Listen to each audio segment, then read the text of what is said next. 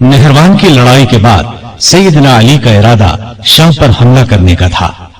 उन्होंने जंग की तैयारियां शुरू कर दी थी, लेकिन दूसरी तरफ खारजियों ने साजिश तैयार की कि अली, मुआविया और अम्र बिन आस तीनों को कत्ल कर दिया जाए। उनके ख्याल में अमन इसी सूरत में कायम हो सकता था।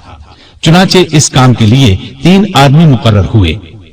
अब्दुर्रहमान बिन मुलजम ने अली को, बरक बिन अब्दुल्लाह ने अमीर मुआविया को और अम्र बिन बकर ने अम्र बिन आस को शहीद करने का जिम्मा लिया। इन बदबख्तों ने रमजान 40 हिजरी में एक ही रोज फज्र की नमाज के वक्त इन तीनों बुजुर्गों पर हमला करने का फैसला किया। मिस्र के गवर्नर अम्र बिन आस उस रोज बीमार थे।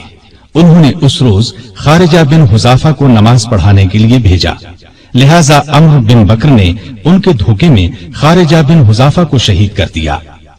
दिमश्क में बरक बिन अब्दुल्लाह ने अमीर मुआविया पर हमला उस वक्त किया जब वो मस्जिद के दरवाजे से निकल रहे थे।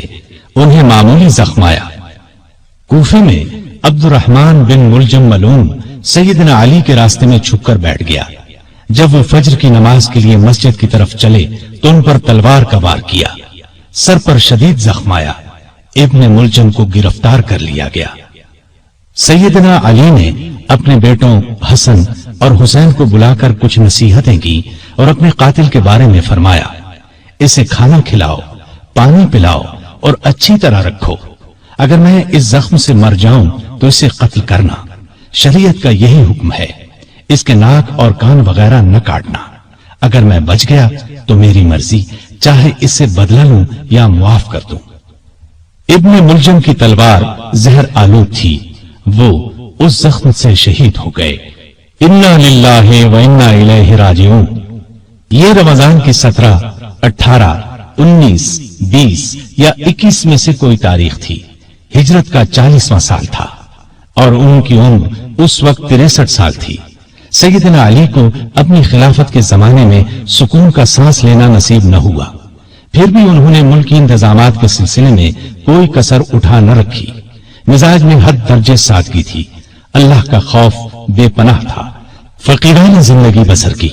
गवर्नरों और अफसरों की सख्त निगरानी करते थे। किसी औहदेदार के खिलाफ शिकायत मिलती तो उसके खिलाफ कार्रवाई करते। आपको अदल इंसाफ का हद दर्जे ख्याल था। सबसे पूरा इंसाफ करते थे, यहां तक कि अपनी जात से भी इंसाफ करते। हर एक के लिए उनका दरवाजा हर वक्त खुला रहता था।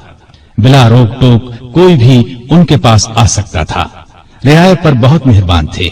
उनकी बेहतरी के लिए जो हो सकता था करते थे। बाजारों में गश्त करते थे। बैतुल माल में जो रकम जमा होती थी खुले दिल के साथ गरीबों, मिस्कीनों और दूसरे हकदारों में तकसीम फरमा देते। गैर मुस्लिमों के साथ भी अच्छा बर्ताव करते थे। बसरे के गवर्नर उस्मान बिन हुनैफ ने किसी अमीर आदमी की दावत कबूल कर ली। आपको इत्तला मिली तो उसे लिखा, ऐ इब्ने हुनैफ, मैंने सुना है कि बसरे के एक दौलतमंद ने तुम्हें बड़ी शानदार दावत दी। तुमने ये दावत कबूल कर ली और किस्म किस्म के खाने बड़े इत्मीनान और बड़े मजे से खाए। मुझे तुमसे ये उम्मीद नहीं थी कि तुम इस किस्म की दावतों में शरीक हुआ करोगे जिनमें गरीबों को पूछा तक नहीं जाता। अपने हक से ज्यादा बैतुल माल से एक पैसा भी लेना हराम समझते थे। मुल्क की हिफाजत के लिए छोटी बड़ी फौजी छावनियां कायम की। कई मजबूत किले बनवाए। दरियाए फुरात पर एक पुल बनवाया। बाज जगहों पर मस्जिदें भी बनवाई। उम्र भर किसी न किसी सूरत दीन की खिदमत करते रहे। काफिरों के खिलाफ तमाम बड़ी बड़ी लड़ाइयों में रसूलुल्लाह सल्लल्लाहु अलैहि वसल्लम के साथ रहे। हर लड़ाई में जान हथेली पर रखकर लड़े। यमन के हजारों लोगों को अपनी कोशिशों से मुसलमान बनाया। उनको एक बार इत्तिला मिली कि कुछ लोग हैं जो उन्हें माबूद मानते हैं। आपने उन लोगों को पकड़वाया और सख्त सजा दी। अलबत्ता जिन लोगों ने तौबा की उन्हें छोड़ दिया।